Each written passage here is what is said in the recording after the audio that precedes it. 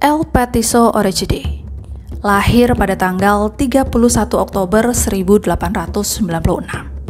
Ia merupakan anak terakhir dari 10 bersaudara. Orang tuanya adalah imigran dari Italia Selatan yang pindah ke Buenos Aires pada tahun 1884. Ayahnya adalah seorang pemain gitar dan juga seorang pecandu alkohol. Ia senang bergonta-ganti pasangan hingga akhirnya ia tertular sifilis dari salah satu penggemarnya. Dan penyakit inilah yang menyebabkan gangguan pada kesehatannya. Selama bertahun-tahun di awal kelahirannya, Caetano beberapa kali berada di ambang kematian yang disebabkan oleh entri akut atau peradangan usus yang menyebar hingga ke lambung. Infeksi kronis ini biasanya disebabkan oleh makanan atau minuman yang terkontaminasi makanan yang tidak disiapkan dengan benar dan kebersihan atau sanitasi yang buruk, serta kontak dengan seorang atau hewan yang terinfeksi, serapan cairan dan sari-sari makanan hingga mengakibatkan kondisi fisik Caetano tidak bertumbuh dengan normal, layaknya anak-anak sebayanya. Tubuhnya pendek dan kepalanya kecil, lengannya kurus dan panjang, dengan kedua telinga yang besar. Caetano seolah hidup dengan gen yang sangat buruk, yang menurun dari ayahnya serta hidup di lingkungan yang miskin dan kumuh. Namun kemalangan Caetano tidak sampai di sini. Ketika ayahnya mabuk, Caetano akan menjadi sasaran kekerasan yang tidak hanya dilakukan oleh ayahnya, tetapi dilakukan juga oleh saudara kandungnya. Bahkan, ayahnya juga sering memukulinya hingga ia sekarat. Pada saat dibawa ke dokter, Caetano memiliki setidaknya 27 bekas luka di kepalanya. Dan saat ditanya oleh dokter, ia mengatakan kalau itu adalah bekas luka yang ia peroleh dari perlakuan ayah dan saudara-saudaranya yang memukulnya setiap hari. Pada bulan September 1904, ketika dia berusia 7 tahun, Caetano pertama kali melakukan suatu aksi kejam pada seorang anak laki-laki berusia 2 tahun, yang bernama Miguel de Pauli. Caetano mengajak Miguel pergi bersamanya dengan menjanjikannya sebuah permainan. Setelah sampai, Caetano mulai memukul Miguel dan di akhir perkelahian ia mendorong Miguel ke dalam parit. Untungnya, ada seorang polisi yang melintasi dan melihat kejadian tersebut. Namun, Caetano tidak ditangkap. Ia hanya dibawa ke kantor polisi bersama dengan Miguel. Dan selang beberapa jam setelahnya mereka dijemput pulang. Pada tahun 1905, Caetano kembali melakukan aksi keji pada seorang anak di dekat rumahnya. Anak itu bernama Anna Nieri. Dia memukuli Anna dengan beberapa batu. Tetapi, lagi-lagi Caetano hanya ditangkap lalu kembali bebaskan dengan alasan bahwa ia masih di bawah umur. Tahun-tahun sebelumnya kejahatan yang ia lakukan, Caetano dapat dikatakan masih dalam batas wajar. Dan pada tahun 1906, merupakan tahun pertama Caetano membunuh seseorang, yaitu anak perempuan. Anak ini bernama Maria Rosa, yang berusia 3 tahun. Pembunuhan yang Caetano lakukan awalnya tidak diketahui orang lain, namun ia mengakui perbuatannya kepada polisi. Pengakuan yang Caetano berikan juga dikakui setelah kejahatan itu terjadi bertahun-tahun yang lalu. Caetano mengaku bahwa Maria pergi ke gurun di jalan Rio de Janeiro. Ia berusaha mencari, kemudian mengubur Maria hidup-hidup ke selokan, lalu dia menutupi tumpukan itu dengan kaleng. Sebelumnya, Caetano mengaku kejahatannya tersebut kepada pihak kepolisian. Orang tua korban melaporkan kehilangan seorang anak perempuan. Polisi pun melakukan pencarian di seluruh tempat sudah ditelusuri, namun tidak menemukan keberadaan Maria. Dan pengakuan yang Caetano berikan setelah terjadi bertahun-tahun itu, polisi pun mencari mayat Maria di TKP. Tetapi sayangnya, di sana, di lokasi itu sudah dibangun sebuah rumah berlantai 2. Dan hal itu membatasi tugas kepolisian untuk melakukan pencarian.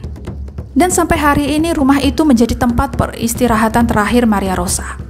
Berlanjut pada kejahatan Caetano berikutnya, di mana kejahatannya kali ini tidak sebesar yang dilakukan sebelumnya. Namun itu menjadi kejahatan pertama yang membuat dia menerima hukuman penjara ketika berusia 10 tahun. Ibunya memergoki Caetano dalam tindakan menyenangkan dirinya sendiri, yaitu perbuatan masturbasi, yang mana perbuatan itu adalah tindakan yang ilegal di Argentina. Ibunya melaporkan ke kantor polisi atas perbuatan masturbasi kompulsif dan ketidaksopanan oleh anaknya. dan dari laporan tersebut Cayetano dipenjara selama 2 bulan.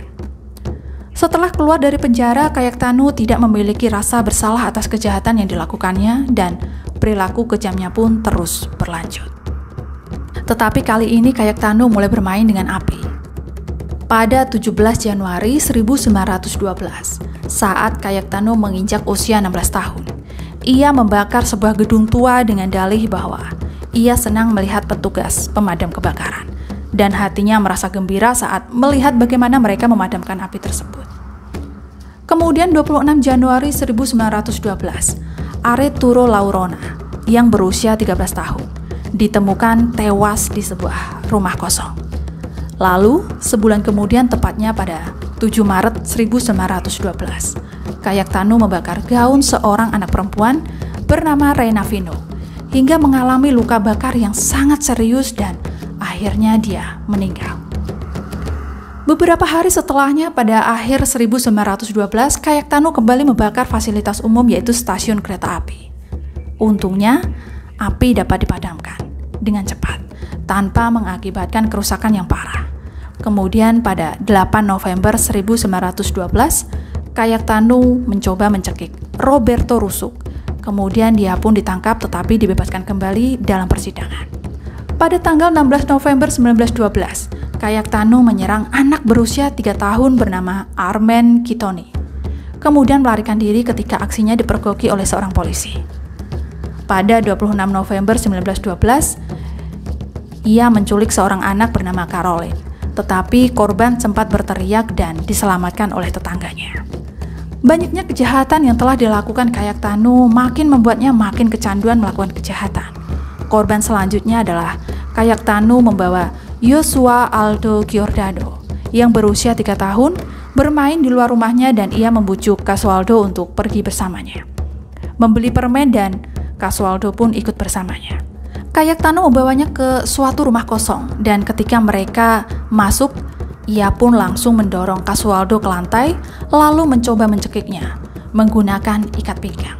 Setelah itu, mengikat tangan dan kaki Casualdo dan tak sampai di situ, ia juga memukul kepala anak itu dengan batu.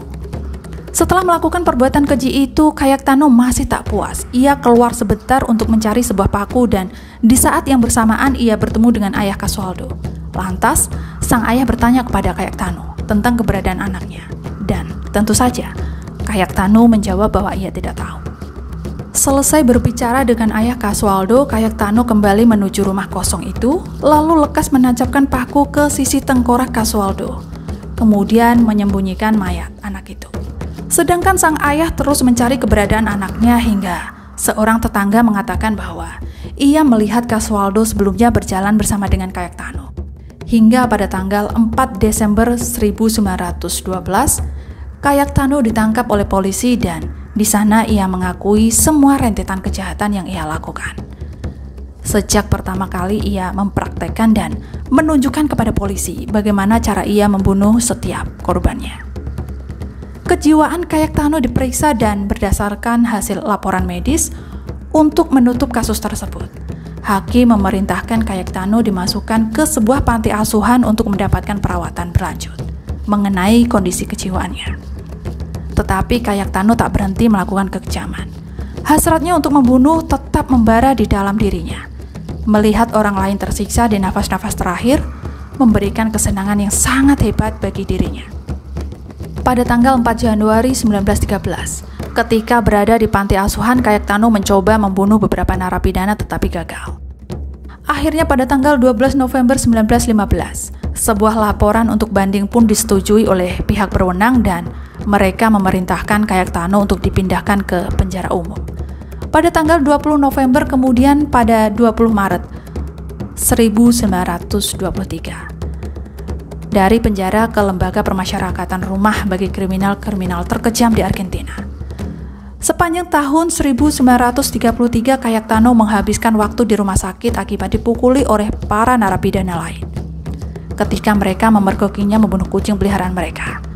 Sejak tahun 1935 dan seterusnya, Cayetano selalu sakit hingga pada saat 15 November 1944, dalam usia 48 tahun, Cayetano yang dijuluki El Petiso, Are Judo, secara resmi dinyatakan kematiannya diakibatkan dari pendarahan internal yang disebabkan oleh penyakit lambung, tetapi menurut kabar, Cayetano sebenarnya dihabisi oleh para narapidana di penjara itu. Karena Cayetano tidak bisa menghentikan keinginannya untuk membunuh sesama napi dan hewan peliharaan mereka. Hingga saat ini Cayetano dikenal sebagai pembunuh berantai termuda di Argentina yang melakukan pembunuhan pertamanya di usia 9 tahun. Kisah Cayetano setelah didiagnosa oleh sektor ahli kejiwaan menyatakan bahwa ciri-ciri fisik pelaku kriminal seperti Cayetano adalah tubuh yang kurus, tinggi badan di bawah rata-rata dengan tatapan mata yang tajam dan kosong yang menyiratkan manusia tanpa adanya emosi. Semenjak kecil, Cayetano tak pernah merasakan rasa cinta dan kasih sayang dari orang-orang yang ada di dekatnya. Orang tuanya senang menyiksa dirinya, begitu pula dengan saudara-saudaranya. Cayetano tumbuh tanpa rasa bahagia layaknya anak-anak lain. Tinggal dalam kemiskinan dan di lingkungan kumuh, dan kekerasan yang mengakibatkan perasaan kemalangan yang ia terima, dan akhirnya ia melampiaskannya kepada orang lain. Saya Tini, sampai jumpa lagi di bahasan menarik lainnya.